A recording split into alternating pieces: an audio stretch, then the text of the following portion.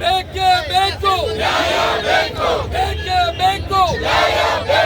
ಹಿಂದೂ ವಿರೋಧಿ ಕಾಂಗ್ರೆಸ್ ಸರ್ಕಾರಕ್ಕೆ, ಮಹಿಳಾ ವಿರೋಧಿ ಕಾಂಗ್ರೆಸ್ ಸರ್ಕಾರಕ್ಕೆ, ಮಹಿಳಾ ವಿರೋಧಿ ಆಡಳಿತ ಮಂಡಳಿಗೆ, ಮಹಿಳಾ ವಿರೋಧಿ ಕಾಂಗ್ರೆಸ್ ಸರ್ಕಾರಕ್ಕೆ, ಮಹಿಳಾ ವಿರೋಧಿ ಸಹಮಂತ್ರಿಗೆ, ಮಹಿಳಾ ವಿರೋಧಿ ಗೃಹಮಂತ್ರಿಗೆ, ಮಹಿಳಾ ವಿರೋಧಿ ಗೃಹಮಂತ್ರಿಗೆ, ಮಹಿಳಾ ವಿರೋಧಿ ಡಿ ಕೆ ಶಿವಕುಮಾರ್ಗೆ, ಮಹಿಳಾ ವಿರೋಧಿ ಡಿ ಕೆ ಶಿವಕುಮಾರ್ಗೆ, ಮಹಿಳಾ ವಿರೋಧಿ ಸಿದ್ದರಾಮಯ್ಯ ಸರ್ಕಾರಕ್ಕೆ, ಮಹಿಳಾ ವಿರೋಧಿ ಸಿದ್ದರಾಮಯ್ಯ ಸರ್ಕಾರಕ್ಕೆ, ಮಹಿಳಾ ವಿರೋಧಿ ಸಿದ್ದರಾಮಯ್ಯ ಸರ್ಕಾರಕ್ಕೆ.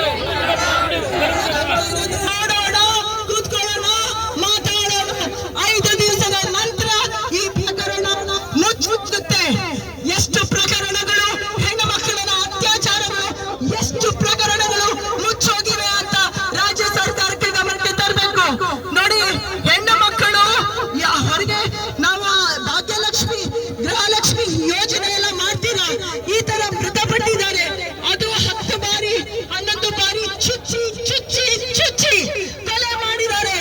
ಇದು ನಮ್ಮ ಮಕ್ಕಳಿಗೆ ಬೇಡ. ಸಿದ್ದರಾಮಯ್ಯನವರೇ, ಡಿ ಕೆ ಶಿವಕುಮಾರ್ ಅವರೇ, ಇದು ಯಾರು? ಇದು ಇನ್ನೋಸೆಂಟ್.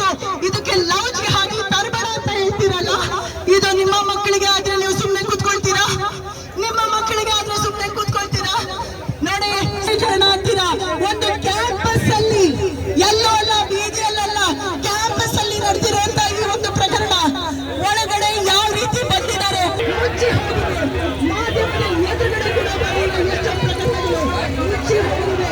ಗಂಡ್ಮಕ್ಳು, ನಮ್ಮ ಅಣ್ಣ ತಮ್ಮಂದಿರು, ನಮ್ಮ ಅಕ್ಕ ತಂಗಿರು ಹೋರಾಟ ಇರ್ಬೇಕಾದ್ರೆ ಇದೆಲ್ಲ ಚುನಾವಣೆ ಗಿಮಿಕ್ಕು, ಇದೆಲ್ಲ ಗಿಮಿಕ್ಕು ಅಂತ ಹೇಳ್ತೀರಲ್ಲ, ಈ ರೀತಿ ನೀವು ತೀರ್ಪು ಹೇಳ್ತೀರಾ? ನಮಗೆ ನಿಮ್ಮ ಯೋಜನೆಗಳು ಯಾವುದು ಬೇಡ, ನಿಮ್ಮ ಗೃಹಲಕ್ಷ್ಮಿ ಭಾಗ್ಯ ಬೇಡ, ಏನು ಬೇಡ, 2000 ಬೇಡ. ನಮ್ಮ ಹೆಣ್ಮಕ್ಳ ಸುರಕ್ಷತೆ ಬೇಕು ನಮಗೆ. ಇದು ನಮ್ಮ ಹೆಣ್ಮಕ್ಳು ಮಾನ ಮರ್ಯಾದೆ, ನಮ್ಮ ಕರ್ನಾಟಕ ರಾಜ್ಯದ ನಮ್ಮ ಭೂತಾಯಿಯ ಮಾನ ಮರ್ಯಾದೆ ಪ್ರಶ್ನೆ ಎಲ್ಲ ಸುಳ್ಳು. ಇದು ನೆಪ ಅಂತ ಹೇಳುವಂತ ನಿಮ್ಮಂತ ರಾಜಕಾರಣಿಗಳಿಗೆ ನಿಜಕ್ಕೂ ಧಿಕ್ಕಾರ ನನ್ನಿಂದ. ಈಗ ನಮ್ಮ ಹೆಣ್ಮಕ್ಳು ಇಲ್ಲಿ ನೋಡಿ ಎಷ್ಟು ಜನ ಹೋರಾಟ ಮಾಡ್ತಾ ಇದ್ದಾರೆ. ಯಾಕೆ ಅವರು? ಈಗ ನಮ್ಮ ನಿಮ್ಮೆಲ್ಲರ ನೆಚ್ಚಿನ ನಾಯಕರಾದಂತಹ ರುದ್ರೇಶ್ ಅಣ್ಣ ಅವರು ಮಾತಾಡ್ತಾರೆ.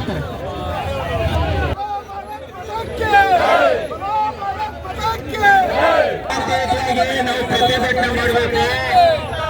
ನಾವು ಶಾಂತಿ ಪ್ರಿಯರು, ಶಾಂತಿಯುತವಾಗಿ ನಾವು ಪ್ರತಿ ಮಾಡಬೇಕು. ದಯಮಾಡಿ ಕೂತ್ಕೊಳ್ಳಿ.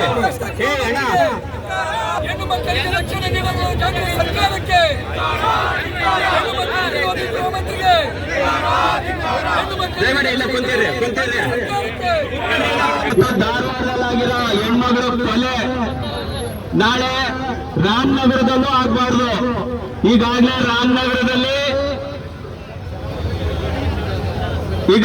ರಾಮನಗರದಲ್ಲೂ ಕೂಡ ಅನೇಕ ರೀತಿ ನಮ್ಮ ಹಿಂದೂ ಮುಖಂಡರಿಗೆ ಮತ್ತು ಹಿಂದೂ ಹೆಣ್ಮಕ್ಳಿಗೆ ತೊಂದರೆ ಆಗ್ತಾ ಇರೋದು ಎಲ್ಲರಿಗೂ ಗೊತ್ತಿರ್ತಕ್ಕಂಥ ವಿಚಾರ. ಇವತ್ತು ಒಬ್ಬ ಗೃಹ ಸಚಿವ ಇವತ್ತು ಅವರು ವೈಯಕ್ತಿಕವಾಗಿ ಅವರು ಕೊಲೆ ಆಗಿದೆ ಅಂತ ಹೇಳಕ್ಕೆ ನಾಚಿಕೆ ಆಗಲ್ವ ಅವ್ರಿಗೆ? ಇಡೀ ದೇಶ ನೋಡ್ತಾ ಇದೆ, ಇಡೀ ರಾಜ್ಯ ನೋಡ್ತಾ ಇದೆ. ಬಂಧುಗಳೇ, ನಾವು ಎಚ್ಚೆತ್ಕೊಂಡಿಲ್ಲ ಅಂದ್ರೆ ನಾಳೆ ಬರುವಂತ 26ನೇ ತಾರೀಕು ನಾವೇನಾದ್ರೂ ಎಚ್ಚೆತ್ಕೊಂಡಿಲ್ಲ ಅಂದ್ರೆ ನಾವು ಹಿಂದೂಗಳು ಹಣೆಗೆ ಪಟ್ಟಿಗೂ ಆಗಿಲ್ಲ. ನಿಜ ತಾನೆ?